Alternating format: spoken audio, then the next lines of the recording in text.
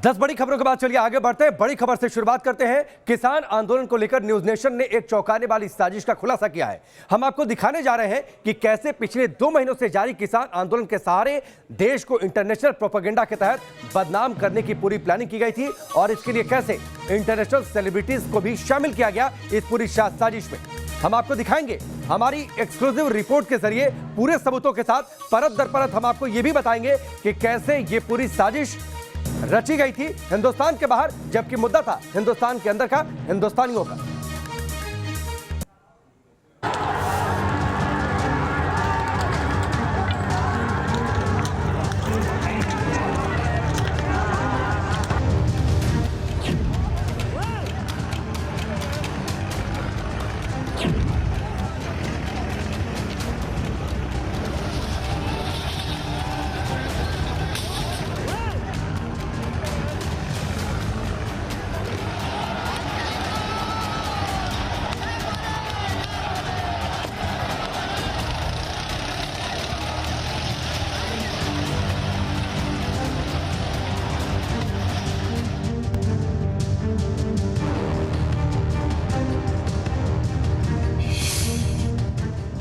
किसान आंदोलन बना इंटरनेशनल एजेंडा, आंदोलन को भड़काने का ग्लोबल प्रोपेगेंडा।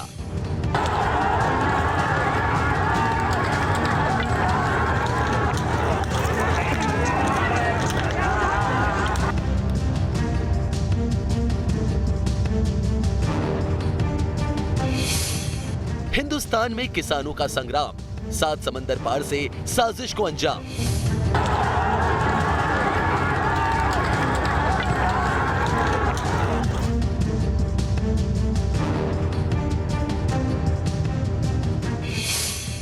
आंदोलन में इंटरनेशनल सेलिब्रिटीज की एंट्री, ये इत्तेफाक है या खतरे की घंटी?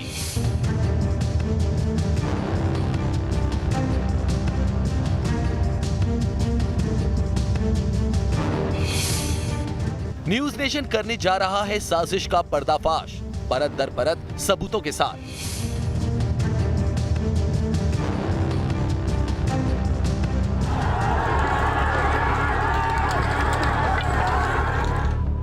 किसान आंदोलन को लेकर मशहूर पॉप सिंगर रिहाना और पर्यावरणविद ग्रेटा थनबर्ग के अलावा कुछ और इंटरनेशनल सेलिब्रिटीज के ट्वीट के बाद से बुधवार की शाम सोशल मीडिया में तूफान खड़ा हो गया।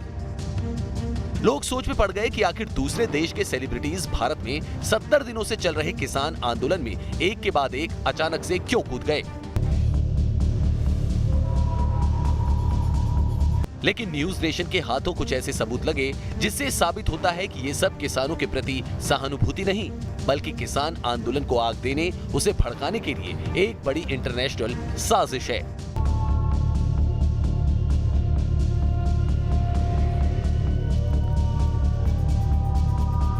जिसकी परत दर परत हम सबूत के साथ खोलने जा रहे हैं। लेकिन सबसे पहले आपको दिखाते हैं पॉप सिंगर रिहाना का वो ट्वीट जिसमें उन्होंने किसान आंदोलन की तस्वीरें ट्वीट करके लिखा है कि इस बारे में कोई बात क्यों नहीं कर रहा। रिहाना की ट्वीट के बाद मशहूर पर्यावरणविद ग्रेटा थनबर्ग का भी ट्वीट सामने आया जिसमें उन्होंने लिखा,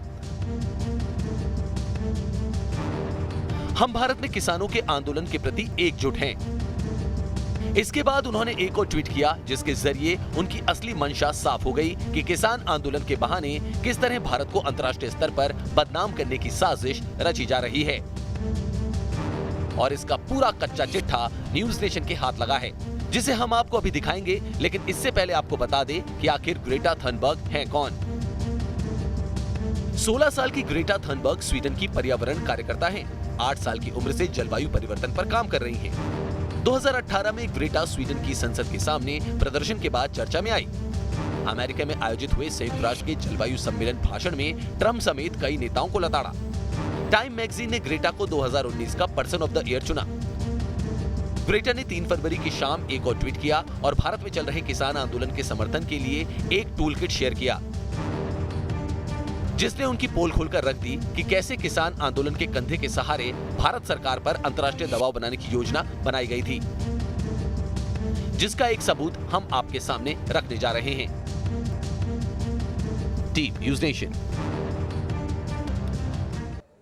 मुद्दा देश के किसानों का है। देश के किसान चुनी हुई सरकार के खिलाफ प्रदर्शन कर रहे हैं, ये बात जायज भी है। लेकिन तब क्या, जब भारत से बाहर के लोग विदेशी इस मुद्दे पर साजिश रचने लगे और भारत सरकार पर दबाव बनाने की कोशिश करने लगे। हमारे साथ मेहमान जुड़ चुके हैं। इकबाल सिंह लालपुरा प्रवक्ता है भारतीय जनता पार्टी के, Himanshu Verma social media expert है, रोहित जाखड़ किसान नेता हमारे साथ जुड़ चुके हैं और साथ ही आमिर हमारे सहयोगी भी हमारे साथ जुड़ चुके हैं। इनसे हम बातचीत करें, सवालों की शुरुआत करें, लेकिन उससे पहले आपको परत दर परत सच्चाई दिखाते हैं कि किस तरीके से साजिश रची गई थी। ग्रेटा थनबर्ग और रिहाना किसान आंदोलन के नाम पर वैश्विक प्रोपेगेंडा ग्रुप से जुड़कर भारत को बदनाम कर रही हैं, क्योंकि ग्रेटा थनबर्ग के एक ट्वीट ने ही इनकी पोल खोलकर रख दी। इंटरनेशनल प्रोपेगेंडा की यह किताब जब खुली तो किसान आंदोलन की आड़ में लेकर रची जा रही पूरी साजिश की सच्चाई सामने आ गई। अब आपको दिखाते हैं आखिर उस ट्वीट में वो 5 बातें क्या थी जिसने ग्रेटा थनबर्ग को एक्सपोज कर दिया। आपको दिखाते हैं किसान आंदोलन के नाम पर कैसे इंटरनेशनल साजिश तैयार की गई।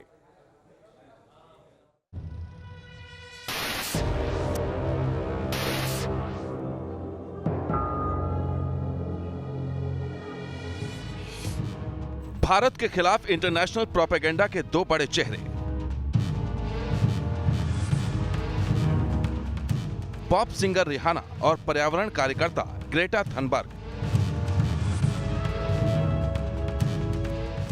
भारत को बदनाम करने वाले इंटरनेशनल प्रोपेगेंडा टीम के ये वो 2 बड़े खिलाड़ी हैं जो अब पूरी तरह बेनकाब हो चुके हैं।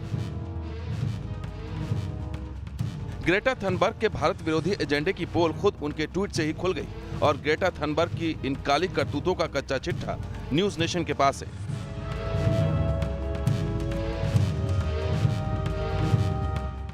तीन फरवरी को तड़के 1:34 पर किए गए ग्रेटा थनबर्ग के इस ट्वीट को देखिए। इस ट्वीट में ग्रेटा किसान आंदोलन के साथ एकजुटता दिखा रही हैं, लेकिन इसी दिन शाम 5:19 पर किए गए ग्रेटा थनबर्ग के ट्वीट ने किसान आंदोलन के आड़ में भारत विरोधी इंटरनेशनल प्रोपेगेंडा की साजिश का पर्दाफाश कर दिया। अपने इस ट्वीट में ग्रेटा ने लिखा, अगर आप मदद करना चाहते हैं तो यहाँ टूल किट है। टूल किट का यही लिंक दिल्ली में 26 जनवरी को हुए दंगे की हर साजिश का पर्दाफाश कर देता है और इस साजिश में शामिल देश विदेश के उन चेहरों से भी नकाब हटा देता है। ग्रेटा थनबर्ग ने जो लिंक शेयर किया था उसमें उसने साफ लिखा है कि आप कैसे इस प्रोपेगेंडा को ज्यादा प्रभावी तरीके से आगे बढ़ा सकेंगे। हालांकि पोल खुलते ही ग्रेटा ने लिंक शेयर करने वाली ट्वीट को डिलीट कर दिया, लेकिन दुनिया के सामने ग्रेटा और ग्रेटा जैसी उन प्रोपेगेंडा टूल्स का भी पर्दाफाश हो गया।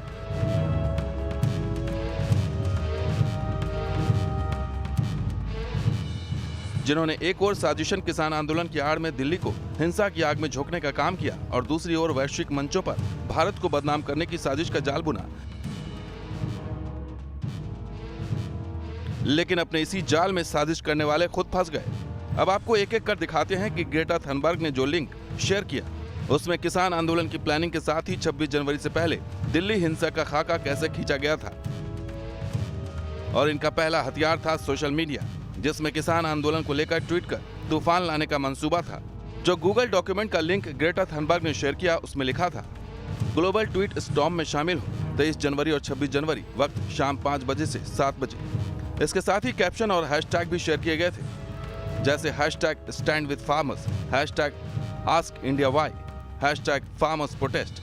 ट्वीट बैंक के लिए यहाँ ट्वीट करें। यहाँ यूजर को सिर्फ लॉगिन करना था और ट्वीट के लिए सरकार विरोधी टेक्स्ट पहले से ही तैयार था।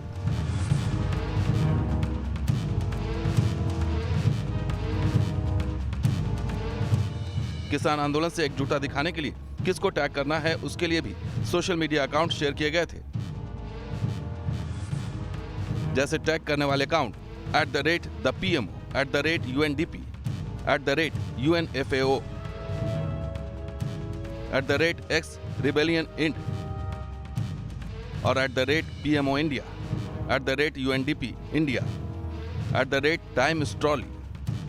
स्टेट हेड को टैग करें, IMF और वर्ल्ड बैंक WTO को टैग करें। साजिश के ये पन्ने इस बात की तरफ इशारा करते हैं कि ग्रेटा थनबर्ग भारत विरोधी प्रोपेगेंडा का हिस्सा है और इन लोगों का नापाक मंसूबा भारत के कृषि मंत्री और प्रधानमंत्री पर ट्वीट्स की बारिश करने का था। तो वहीं वर्ल्ड बैंक और IMF जैसी वैश्विक संस्थाओं में भी भारत की छवि खराब करने की योजना थी।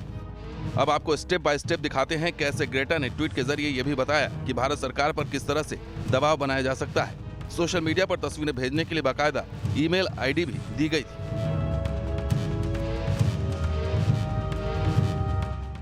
किसान आंदोलन के साथ एकजुटता प्रदर्शन करने वाली तस्वीरें, वीडियो ईमेल करें। scrapfarmacts@gmail.com पर मेल करें। ये तस्वीरें 25 जनवरी तक भेजें। डिजिटल स्ट्राइक #AskIndiaWhy के साथ फोटो, वीडियो, मैसेज 26 जनवरी से पहले या 26 जनवरी तक ट्विटर पर पोस्ट कर दिए जाएं। यानी 26 जनवरी से काफी पहले से ही भारत सरकार के खिलाफ डिजिटल स्ट्राइक की पूरी तैयारी थी। लेकिन साजिश की इस किताब के कई और पन्ने हैं, जिनके खुलते ही इंटरनेशनल प्रोपेगेंडा की पूरी प्लानिंग का पर्दाफाश हो जाता है, जिसे ग्रेटा थनबर्ग ने गलती से साझा कर दिया और भारत विरोधी पूरी मंडली दुनिया के सामने एक्सपोज हो गई। भारत की बदनामी करने वाले इस दस्तावेज में लिखा गया था, ऑन ग्राउंड प्रोटेस्ट में भाग लें। 26 जनवरी ग्लोबली कोऑर्डिनेट एक्शन का दिन। जहां भी मौजूद हो वहां से समर्थन करें। भारतीय दूतावास, सरकारी दफ्तर या उद्योगपतियों के दफ्तर पर प्रदर्शन करें। किसानों का समर्थन कैसे करना है, फोटो और वीडियो कैसे शूट करना है और कहां-कहां विरोध करना है, इसकी भी डिटेल इस टूल किट के लिंक पे दी गई थी और उसका शीर्षक था प्रोटेस्ट में हिस्सा लेने के और भी तरीके। हैशटैग भी तय था, #stand with farmers solidarity video. Landscape mode में वीडियो रिकॉर्ड करें।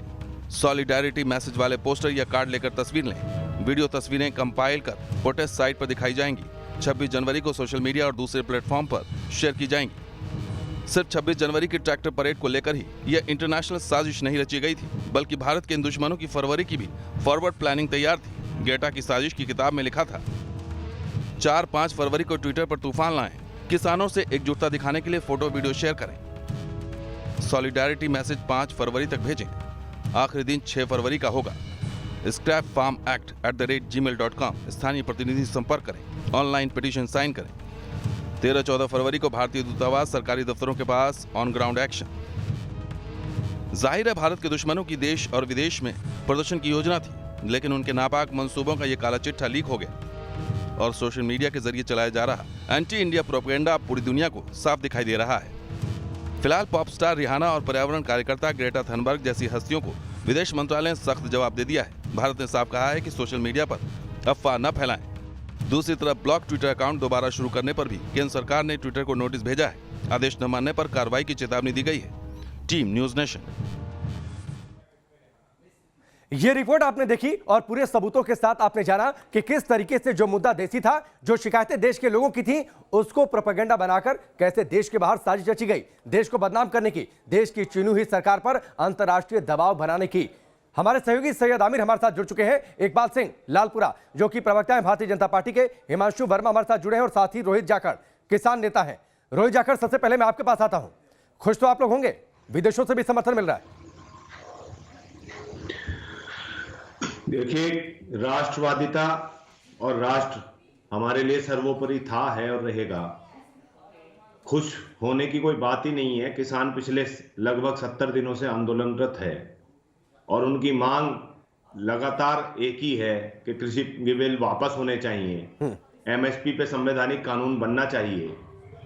अगर कोई हमारे आंदोलन को बदनाम करने का काम कर रहा है, हमारे राष्ट्र को बदनाम करने का काम कर रहा है, तो किसान ना उसका हितैषी था, है ना था, ना नहीं। सवाल ये नहीं था, सवाल ये था रोहित जाखड़ जी, रिहाना ने जो ट्वीट किया या ग्रेटा थनबर्ग ने जो ट्वीट किया, वो ट्वीट देखकर आपको अच्छा लगा? आपको अच्छा लगा कि आपको साथ मिल रहा है या फिर कोई आपको, आपके अंदर क्या फीलिंग आई? देखिए, रिहाना का ट्वीट देखकर निश्चित ही अच्छा लगने की कोई बात ही नहीं है। ये हमारे आंतरिक मुद्दा है और सरकार से हमें तय करना चाहिए कि सरकार और हमारे बीच की बात है, तीसरे की हमें जरूरत भी नहीं है, बिचौलिया हमें इसमें चाहिए नहीं। ठीक है, बिचौलिया, बिचौलिया हमें, बाहरी बिचौलिया कोई नहीं चाहिए। ठीक है, अंदर का बिचौलिया चाहिए, क्योंकि पहले आप लोगों ने कहा था कि आंदोलन गैर राजनीतिक रहेगा। अभी विपक्षी दलों के नेता गाजीपुर बॉर्डर पर पहुंच रहे हैं, तमाम नेताओं ने मंच तक भी अपनी पहुंच बना ली है। अब अंदर का बिचौलिया चाहिए। राकेश जी, हम जब सीधा संवाद कर रहे हैं, बिचौलिया हमारे बीच सरकार का हो सकता है। सरकार के कृषि मंत्री प्रधानमंत्री तक हमारी बात पहुंचा सकते हैं। ठीक है, कृषि मंत्री से 11 दौर की बात हो चुकी है। प्रधानमंत्री ने कहा एक कॉल दूर हम हैं। वो कौन सी कॉल है, कौन सा टेलीफोन नंबर है, किसान को अब तक उपलब्ध नहीं हो पाया है। ठीक है, तो ये सरकार से पूछिए, ये सरकार से पूछिए और आपकी नहीं, आप सरकार से पूछिए और आपकी बात हम भी सरकार तक पहुंचाएंगे कि वो कौन सा फोन नंबर है। सुनीत चोपड़ा हमारे साथ जुड़ चुके हैं, जो कि नेता है सीपीएम के। सुनीत चोपड़ा जी, रिहाना और ग्रेटा थनबर्ग का ट्वीट देखकर आपको कैसा लगा? आज हमारे प्रधानमंत्री ने कहा नहीं था आत्मनिर्भरता का मतलब ग्लोबल है। दुनिया ग्लोबल हो चुकी है, आपको लगे या ना लगे, क्योंकि इंटरनेट हर चीज है, तो लोग दुनिया की बातें करते हैं, हम भी करते हैं। हमने म्यांमार का कहा है। नहीं, प्रधानमंत्री की बात को सुनीत जी आप इतना मानते हैं? जनता दुनिया की सरकारों को कटघरे में खड़ा कर सकती है और करना चाहिए। नहीं, सुनीत चोपड़ा जी, प्रधानमंत्री की बातों को इतना मानते हैं तो प्रधानमंत्री तो ये भी कह रहे हैं, प्रधानमंत्री तो ये भी कह रहे हैं कि हिंसा नहीं होनी चाहिए। प्रधानमन्त्री तो ये भी कह रहे हैं कि ये कानून किसानों के हित में है। मतलब आप अपने हिसाब से मानेंगे, ये बात प्रधानमंत्री की नहीं मानेंगे आप? इस वक्त आप न्यूज टुडे में देखेंगे तो वो कील हटाए जा रहे हैं। क्यों हटाए जा रहे हैं? क्योंकि विदेशियों ने जूते मारे हैं इनके सिर पे। नहीं, आप खुश हो गए? अच्छा है, आप खुश हो गए? मैं तो खुश हूं, हाँ, क्योंकि ये बदतमीज सरकार हिंदुस्तान की जनता को नहीं मानती तो मानना पड़ेगा। नहीं, सुनीत चोपड़ा जी आप खुश हो जाइए। आप खुश होंगे जब हिंदुस्तान का अपमान होगा, आप खुश हुए होंगे। नहीं, फिर तो आप लाल किले की प्राचीर पर एक धार्मिक झंडा फहरा दिया गया, उस पर भी आप खुश हुए होंगे कि तिरंगे का अपमान हो गया, सरकार को नीचा देखना पड़ा, अंतर्राष्ट्रीय मंच पर हिंदुस्तान की बेइज्जती हुई, आप उस पर भी खुश हुए होंगे। फिर तो चलिए मैं आपके पास आता हूं। नहीं, फिर आप उस पर भी खुश हुए होंगे सुनीत चोपड़ा जी, अगर आपको ये अच्छा लगता है तो ठीक है। मैं आपके पास आता हूं। सारे मेहमान हमारे साथ बने हुए हैं, यहां पर रुकेंगे ब्रेक के लिए, बहुत जल्द वापस लौटते हैं।